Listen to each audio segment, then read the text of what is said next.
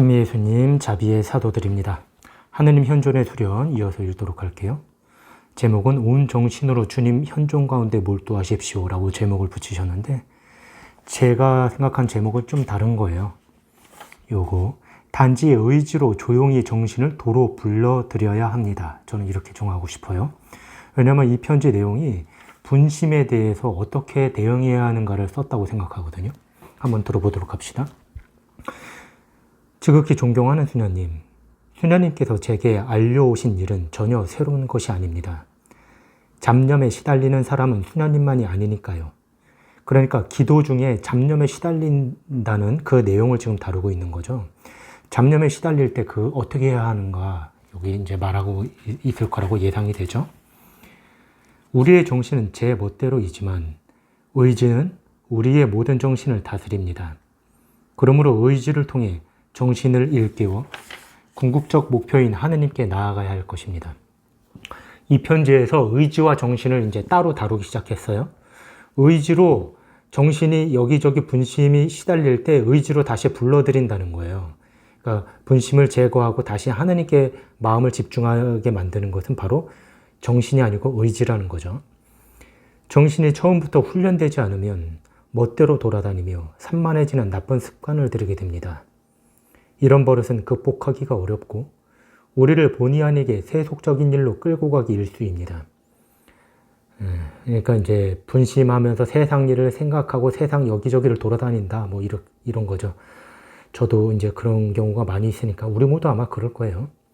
그에 대한 방책은 역시 하느님 앞에 나아가 우리의 과오를 고백하고 자신을 낮추는 것이라고 생각합니다. 글쎄 저는 뭐 이것이 그렇게 마음에 와닿는 해결책은 아닌 것 같아요. 저에게는. 기도할 때 너무 많은 말을 하지 마십시오. 긴 말을 하다 보면 정신이 산만해지기 쉽습니다. 말 못하는 벙어리처럼 부자의 문 앞에 있는 온몸이 마비된 거지처럼 하느님 앞에 잠잠하십시오. 그러니까 하느님 앞에서 말을 너무 많이 하려고 하지 말고 잠잠히 있는 연습을 하라 이 뜻인 것 같습니다. 온 정신으로 주님의 현존 가운데 몰두하십시오. 그럴 때 정신이 흐트러지고 잡념이 생긴다고 해도 너무 초조해하지 마십시오. 그런 초조함은 정신을 한데 모으기보다는 한층 더 산만하게만 합니다. 그러니까 분심에 시달린다고 마음을 초조하게 갖지 말라는 거죠. 오히려 차분하게 다시 그 정신을 의지로 붙들어 들어오게 하면 된다 이 뜻이겠습니다. 단지 의지로 조용히 정신을 도로 불러들여야 합니다. 저는 이게 우리가 이제 기도할 수 있는 방법인데 우리가 기도할 때 분심장년이 시달린다는 걸 깨어 있으면 깨어 있을수록 더 빨리 깨닫는 것 같아요. 이거는 제 경험으로 말씀드리는 거거든요. 그러니까 제가 하느님 앞에 있다는 걸 실감할수록 더 마음을 집중할수록 분심이 줄어들기도 하지만 분심이 생긴다고 해도 금방 깨닫거든요. 그러면 다시 의지로 정신을 이렇게 불러들일 수 있어요. 근데 마음 자체가 하느님께 별로 없으면 분심도 많지만 분심을 해도 내가 분심 가운데 있다는 걸 깨닫는 데가 시간이 좀 더 걸려요. 한참 한 다음에 깨닫습니다. 그럴 경우에 이제 내가 기도하고 싶은 마음이 없는 거죠. 하느님하고 대화하고 싶은 마음도 없는 거고 억지로 그냥 마지못해서 할 때 그런 증상이 많이 나타납니다. 저를 봤을 때. 그러니까 기도에 있어서 첫 번째는 역시 하느님의 사랑에 대해서 응답하는 것이다. 하느님의 뜨거운 사랑을 생각하고 믿고 거기에 응답했을 때 기도가 더 이상 하기 싫고 억지로 하는 것이 되지 않을 수 있더라고요. 제가 보니까. 그러니까 여기서는 의지와 정신에 대해서 따로 놔뒀고 그 정신을 도로 불러들이는 것이 의지인데 그때 쓰는 단어들이 바로 향신기도처럼 어떤 거룩한 단어일 수 있는 거죠. 예를 들면 내가 분심에 시달릴 때 그것을 깨달았을 때 주님 이렇게 말한다든지 이 성인께서 말씀하신 것처럼 사랑하올 주님 저를 온전히 당신께 바칩니다. 이렇게 이 성인이 뭐 하신다고 그러셨고 이 분도 성인인지 모르겠어요. 성인이시겠죠?